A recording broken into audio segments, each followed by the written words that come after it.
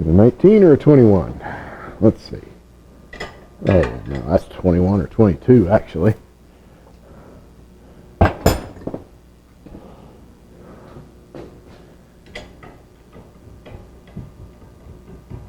Yep, 22. Oh, wow. Look at that. Oh, geez. I'm going to have to completely go around the whole front end of this car and make sure that this freaking thing isn't going to fall apart on them when they go driving down the road. There's no way that that nut should have been that loose. I mean, you saw me when I went on it. I mean, I usually have to be like, "Rah!" to pop those loose.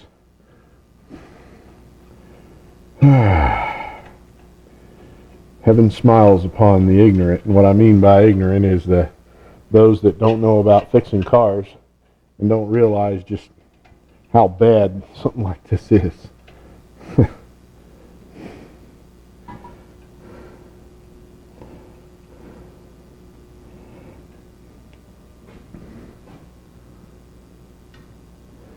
Alright, gee, is the ball joint just going to fall out? Maybe?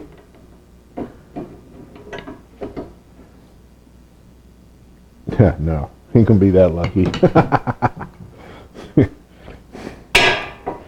There we go.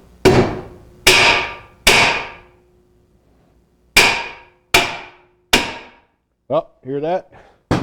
That is the skadunk of success.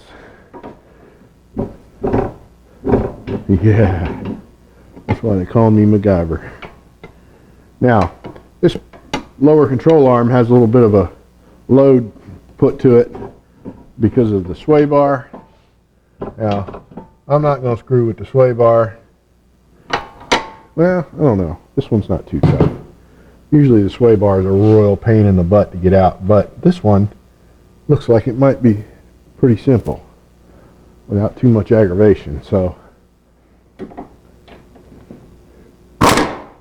oop, wrong way.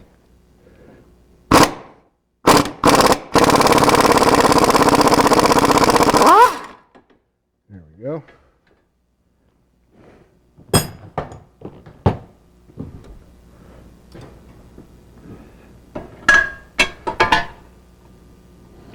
Pop that bad boy out of there.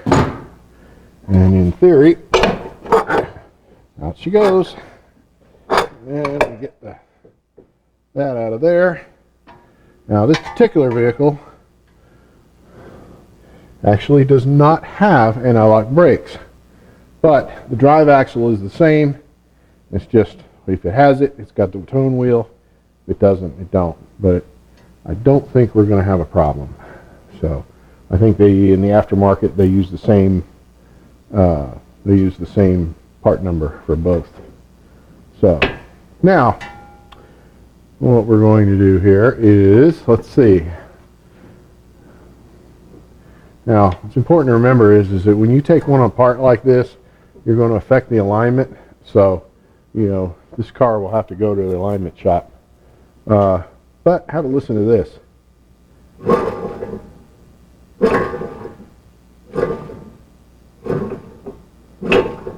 Yeah, Ray Charles can see that screwed up. I don't know if you could see very good in the other video, but that's how much slop is in that bearing. That is very, very bad. So now what's going to be interesting is pressing this out. So we'll have to take these top bolts off of here. And let's see, this side is 3/4, and I think that side is 17. So I'm going to have to go get another wrench. Good thing I got a bunch in it. 17 or 18. So, hey, I guessed one right for a change. How about that?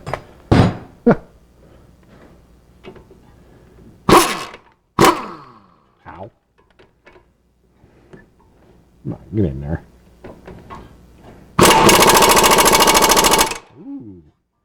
Oh, that's about the only bolt on this car that was tight. How about that?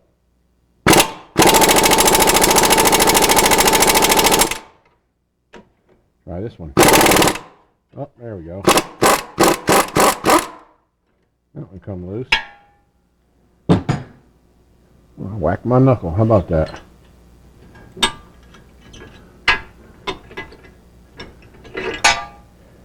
Some of these you might find to be eccentric bolts, meaning that as you turn the bolt, it changes the center, and it's actually part of the alignment procedure.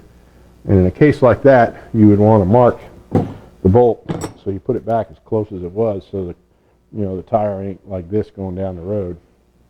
But in this case, I don't believe this thing has an eccentric bolt. Now, since we need a little more torque on that nut, I'm going to get rid of my little wiggle socket here. They lose an incredible amount of torque. So we shall go to a straight socket, which will transmit more of the gun's torque to that bolt, and see if that's just enough to get this thing out of here. See that? Ain't that something?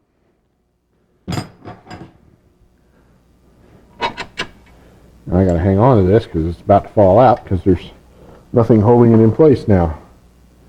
I don't see that. That's not an eccentric bolt either.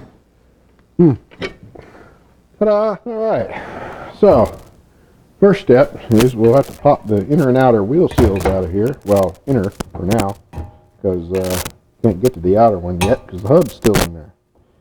And the way we're going to have to do that, very gingerly, go around in here with a screwdriver and work that seal up, badoop, just like that. How about that, sports fans? There we go. And that will go in the proverbial poop can. Oh, look at this. What have we here? Ooh. Could I be so lucky? What is this? This thing is like the inner race is almost, look at that.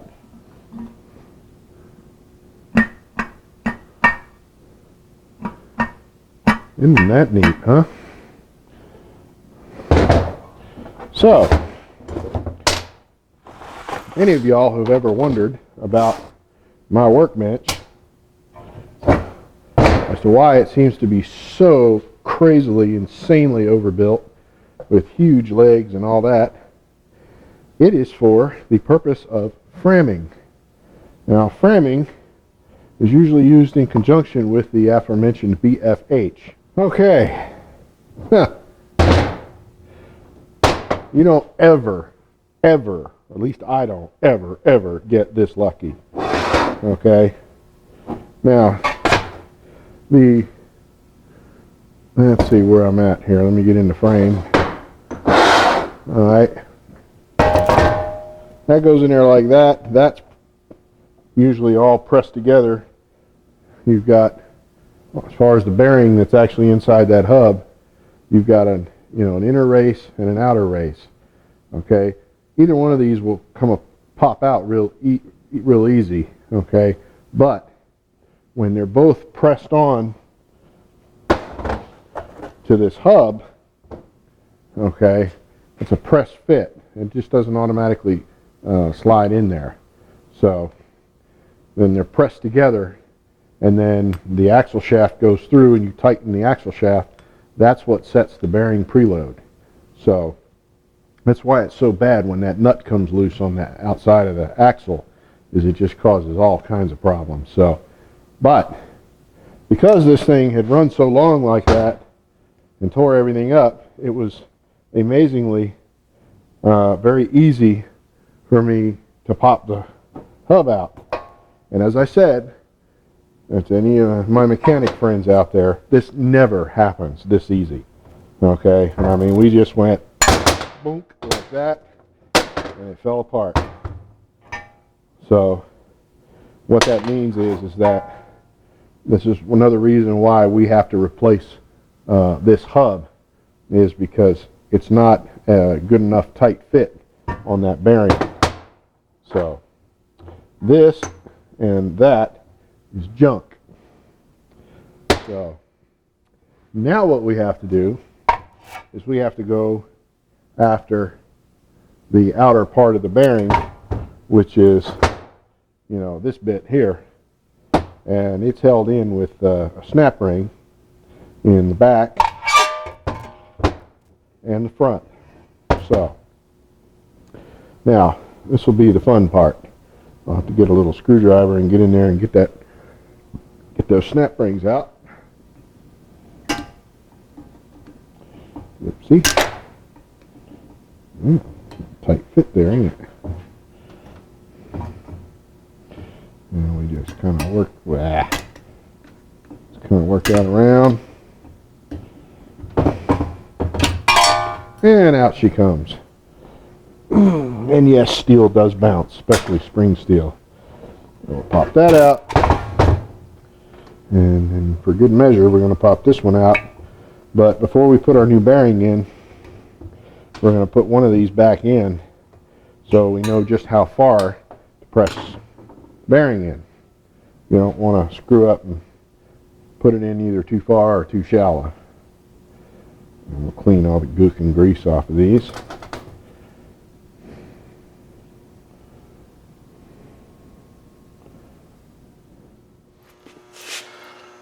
Okay, so what we're doing here is we have our spindle mounted in the press, and we've got it supporting the outer perimeter of the hub, and we're just pressing that bearing right on out of there, and that's what happens. So there's our old bearing, and we'll take and we'll put the one bottom snap ring back in so we know how far to press a new bearing in. And you just take your inner bearing, and then you take something like this to act as like a big washer, and that gives you the lineup you need to go ahead and have enough stroke on your hydraulic press to press that bearing out. So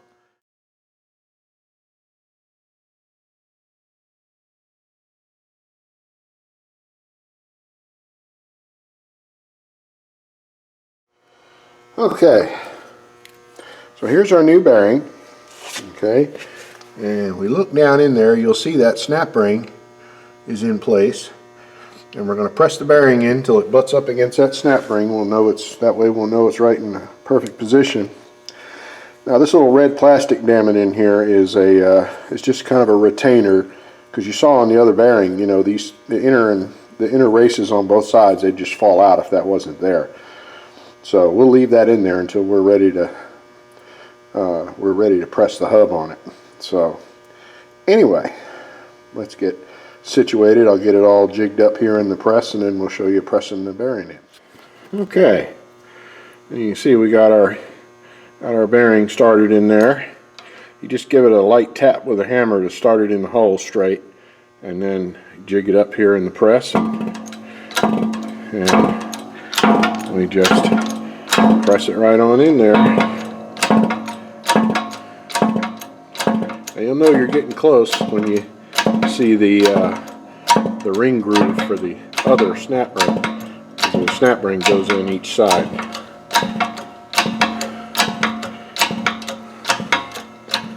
And we're almost there, and that's it.